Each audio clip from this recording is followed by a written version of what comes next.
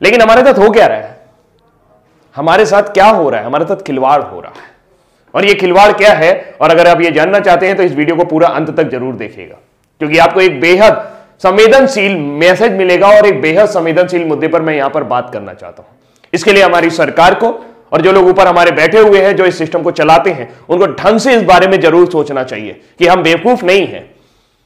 हम यार रोज काम करने वाले लोग हैं और रोज काम करने के साथ साथ एक उम्मीद बनाए रखते हैं कि हमें भी एक सरकारी नौकरी मिल सकती है, और उस उम्मीद का किस तरीके से गला घोंटा जाता है सिस्टम के द्वारा, उसके बारे में हम लोग यहां पर बातचीत करेंगे। पहले मैं कुछ आंकड़े आपके सामने रखना चाहता हूं और फिर उसके बाद हम लोग अपनी बात को कंटिन्यू करेंगे। आंकड़े कुछ इस तरीके से है कि आरआरबी एनटीपीसी का फॉर्म आता है। कब आता है, मैं आपको डेट मेंशन करता हूं। यह फॉर्म आया था 1 मार्च को, 31 मार्च इसकी लास्ट डेट थी भरने की, 35,000 के आसपास वैकेंसी थी। इसके बाद एक दूसरा फॉर्म आता है 12 मार्च को, और 12 अप्रैल थी उसकी लास्ट डेट भरने की, वो थी आरआरबी ग्रुप डी, जिसे ग्रेड डी भी कहा जाता है। इसमें 1 लाख से ऊपर वैकेंसी थी। हम सभी के सपनों में एक जान आती है कि चलो ठीक है, बढ़िया है, रेलवे में नौकरी करेंगे, अच्छी नौकरी मिलेगी, लेकिन उसके बाद फिर शुरू होता है खेल। खेल किस तरीके से शुरू होता है, खेल कुछ इस तरीके से शुरू होता है कि 1 करोड़ से ज्यादा लोग, मैं एग्जैक्ट डेटा दे रहा हूं आपको, मैं अभी एग्जैक्ट डेटा देता हूं आपको, 1 करोड़ से ज्यादा लोग आरआरबी एनटीपीसी का फॉर्म भरते हैं और 1 करोड़ से ज्यादा लोग ग्रुप डी का भी फॉर्म भर देते हैं। अगर आप देखें तो 1,26,30,885 लोगों ने एनटीपीसी का फॉर्म भरा हुआ है और 1,15,67,248 लोगों ने आपका ग्रुप डी का फॉर्म भरा हुआ है। और अगर हम इस आंकड़े को और आगे लेके जाएं दोस्तों, तो ये आंकड़े और भी ज्यादा चौंकाने वाले हैं कि अगर आप टोटल फॉर्म भरे जाने की संख्या देखें तो ये इतनी बड़ी संख्या है कि 2,41,98,133 लोगों ने फॉर्म भरा है। सिर्फ 1 लाख वैकेंसी ग्रुप डी, अगर उसमें 35,000 एनटीपीसी भी जोड़ दे तो 1,35,000 वैकेंसी के लिए। आप समझ सकते हैं कि आज की डेट में बिल्कुल एकदम सिंपल सा आइडिया यह है कि भारत में 10 करोड़ लोग बेरोजगार हैं, जो किसी ना किसी तरह की बेरोजगारी से ग्रस्त है, जिनकी डेली की इनकम 200 रुपए भी नहीं है। जी हां, जो महीने में 6,000 रुपए भी नहीं कमा सकते हैं। आज की डेट में 80 रुपए पेट्रोल हो गया। और सबसे बड़ी बात है कि मार्च का फॉर्म आया, फिर कहते हैं कि टेंटेटिव डेट आपके एग्जाम की हो जाएगी सितंबर, जून से सितंबर के बीच में आपका एग्जाम करा देंगे। बहुत बढ़िया बात है। अब सबसे बड़ी बात यह है कि इन्होंने इस फॉर्म के लिए जनरल कैटेगरी से 500 रुपए लिए थे। कितने लिए थे? 500 रुपए। ग्रुप डी के लिए भी 500 और एनटीपीसी के लिए भी 500। अगर मैं मान लेता हूं सारे जनरल लोगों ने भरा होगा तो यह मैक्सिमम अमाउंट पहुंचता है 1200 करोड़ रुपए, 1,200 करोड़ रुपए।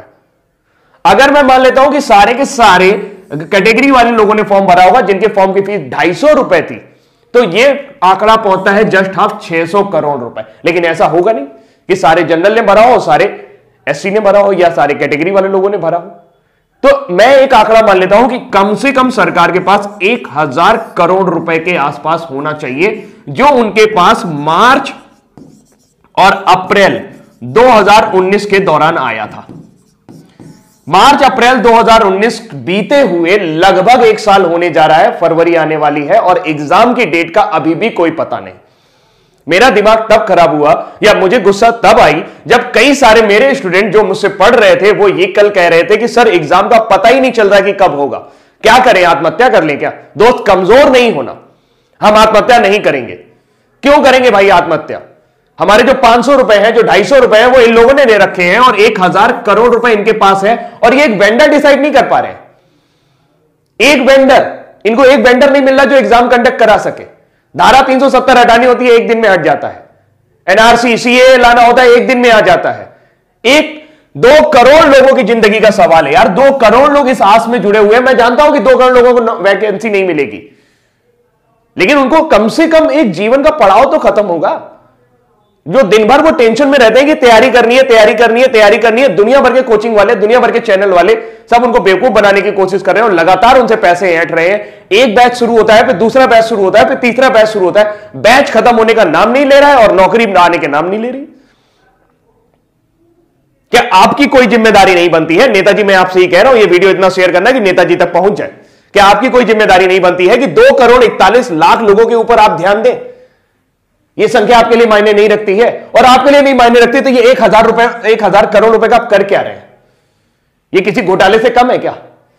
किसी भी बैंक में डाल दोगे, घटिया से घटिया बैंक में भी अगर 1000 करोड़ रुपए डाल दोगे तो वो बैंक जिंदा हो जाएगा।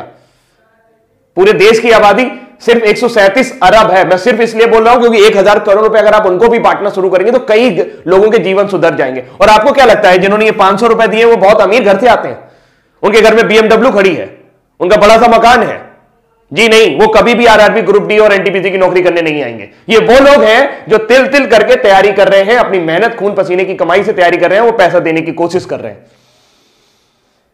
अब हम क्या कर सकते हैं? हम कुछ नहीं कर सकते। क्यों नहीं कर सकते? क्योंकि हम सिस्टम में नहीं है, आप सिस्टम में हैं। मुझे नहीं लगता कि आपके पास ऐसी कोई वजह है जिसकी वजह से आप एक वेंडर डिसाइड नहीं कर पा रहे। आप हर 3 महीने बाद एक बहाना बना देते हैं कि हमें वेंडर नहीं मिल रहा। अरे वेंडर नहीं मिल रहा तो ये 500 रुपए आपने कैसे डिसाइड किए? आपने कैसे डिसाइड कर लिया कि एक लड़के का खर्चा 500 रुपए आएगा? क्या वेंडर 500 रुपए से ज्यादा नहीं ले सकता आपसे? सिर्फ सोची समझी रणनीति है। मार्च में आपको यह पैसा मिला है, 1000 करोड़ रुपए आपके बैंक में पड़ा है और आप एक वेंडर डिसाइड नहीं कर पा रहे। 1000 करोड़ रुपए बहुत होता है।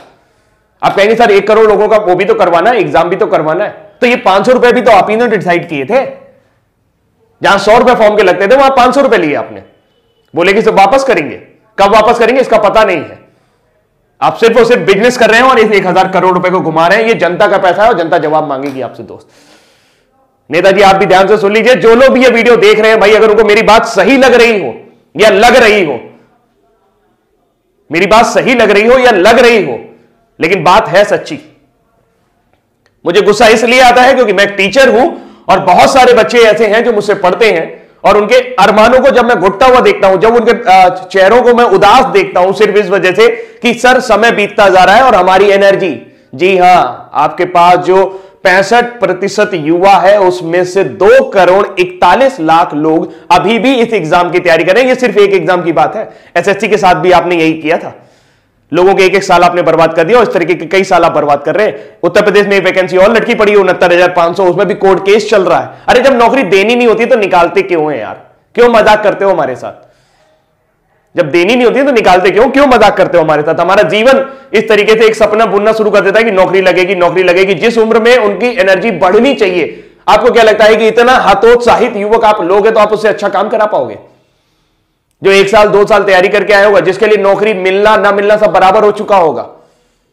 अरे कोई प्लानिंग ही नहीं है यार। बड़े बड़े आईएएस बैठे हो आप लोग, इतना सारा आईएएस भरा पड़ा है, सब जिसको देखो वो बहुत ऊंची ऊंची पोस्ट पे, वो लोग बढ़िया गाड़ी से चल रहे हैं, बढ़िया बंगले से घूम रहे हैं, सारा सब कुछ उनका जीवन सुलभ है, उनको इनकी फिक्र नहीं हो रही। किसी को इनकी फिक्र नहीं हो रही। 2 करोड़ लोग, ओ माय गॉड, इतनी बड़ी जनसंख्या है 2 करोड़, कुछ कहने को नहीं। अगर अपने दम पर आ जाएगी ना तो आप परेशान हो जाओगे, आपका सिस्टम मिल जाएगा पूरा। बहुत बुरा है, बहुत बुरा है, भावुक हूं मैं, बहुत ज्यादा बुरा है। अभी के लिए इतना ही रखता हूं, लेकिन उम्मीद करता हूं कि मैसेज आपको मिल गया होगा। इस वीडियो को इतना ज्यादा शेयर करिएगा कि सबके पास तक पहुंच जाए, खासकर उन लोगों के पास जो इस सिस्टम को चला रहे हैं। Thank you so much, bye bye.